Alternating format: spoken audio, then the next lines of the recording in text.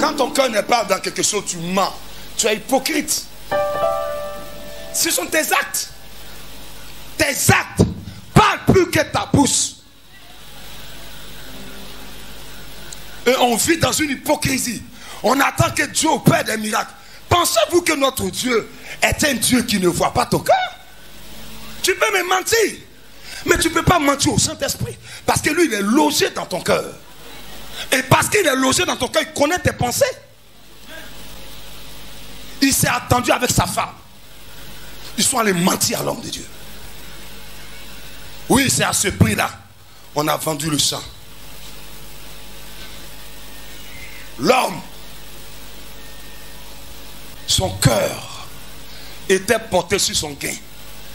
Mais on ne t'a pas envoyé d'aller vendre ton sang et de venir donner les choses de Dieu.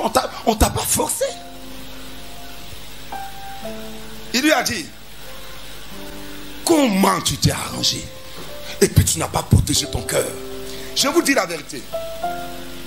Aucun des prophètes sur terre ne pourra apporter la solution à votre problème. Tant que ton cœur n'est pas sur le Seigneur, Dieu ne fera rien. Regardez bien, quand ton cœur n'est pas porté sur quelque chose, c'est facile pour toi d'insulter.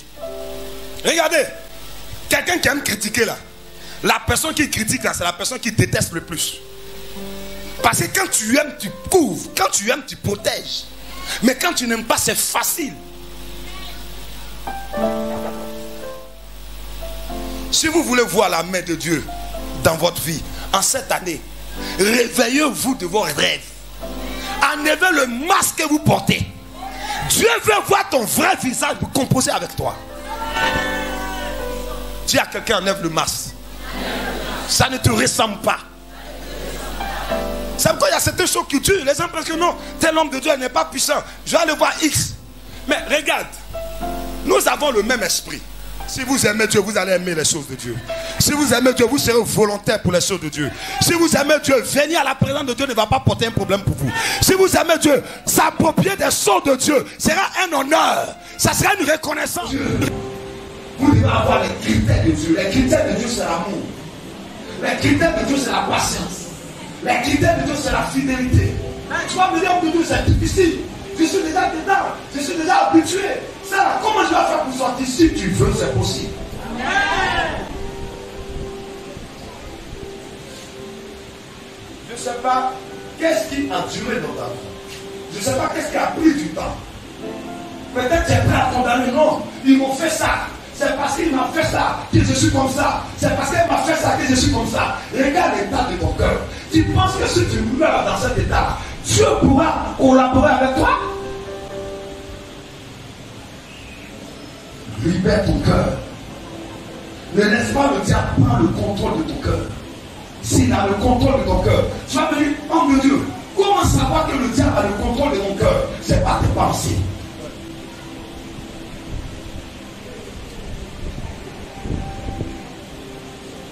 Quelle est ta pensée? Est-ce que ta pensée est pure? Ou ta pensée est remplie d'amertume? Tu sais, souvent, quand vous venez nous voir, on n'a pas besoin que Dieu nous parle. En vous écoutant déjà, on connaît la position de notre cœur.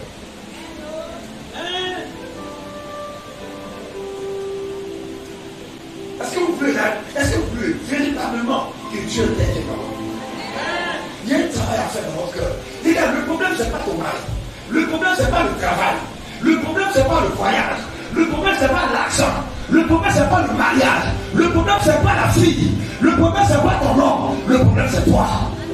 Tu as un problème. Tu as un problème avec ton cœur. Parce que Dieu est esprit, lui, tu le contrôle de ton cœur. Je suis en train de dire à quelqu'un. Si tu laisses Dieu prendre le contrôle de ton cœur, qu'est-ce qui va se passer?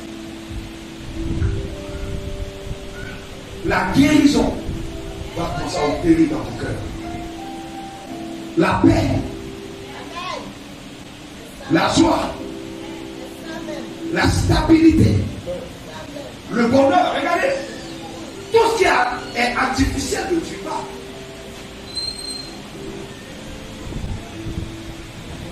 Tu sais pourquoi les choses durent à ton niveau? Parce que ça doit bien cuire. C'est pourquoi je dis à quelqu'un, tu ne mourras pas avant ton temps. Oh, ton amen, il est bizarre. Dis à ton voisin, ce qui est sûr, c'est que tu vas arriver. Oh Dieu, sois son prophète. Dis, ne regarde pas ce qui est autour. Regardez, on ne marche pas avec Dieu par la vue. On marche avec Dieu par l'esprit et par le cœur.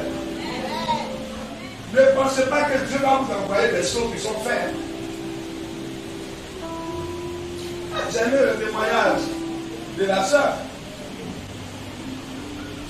Parce que les gens pensent que quand ils sont bénis, c'est fini.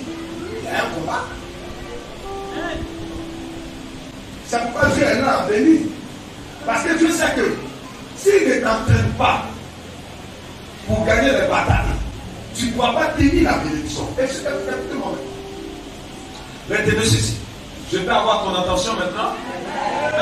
Dis Saint-Esprit, j'ai toute ton attention.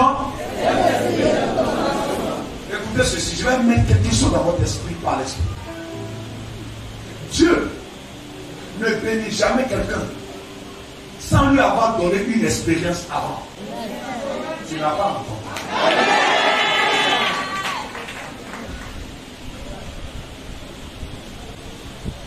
Dieu ne bénit pas un individu sans lui avoir donné l'expérience. Regardez, avant que le peuple d'Israël rentre à Canaan, il y avait la mer rouge devant eux. Il y avait le désert devant eux. Il y avait les Égyptiens devant eux. Dieu te dit ce qui constitue un obstacle. Dieu te dit que le diable était menteur. Quelle que soit la situation dans laquelle tu vis, regarde, honnêtement, c'est vrai que ça ne va pas. Mais regarde avec moi. Tu sens au plus profond de toi que ça va aller. Qui sent ça? Qui sent ça? Tu es un homme de Dieu. Je ne sais même pas comment j'ai fait pour tenir jusqu'en 2021. Je vais te dire ça. Si ça c'est que tu as retenu, c'est parce que le diable gravite autour de ton cœur. Mais Dieu fait tout pour sécuriser ton cœur par le feu du sang. Je dis à quelqu'un ne te décourage pas. Je dis à quelqu'un n'arrête pas de croire. Je dis à quelqu'un continue de lutter. Je dis à quelqu'un continue de souffrir. Continue d'avancer.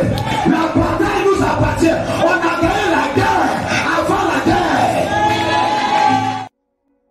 Jesus, you love me too much, too much, too much.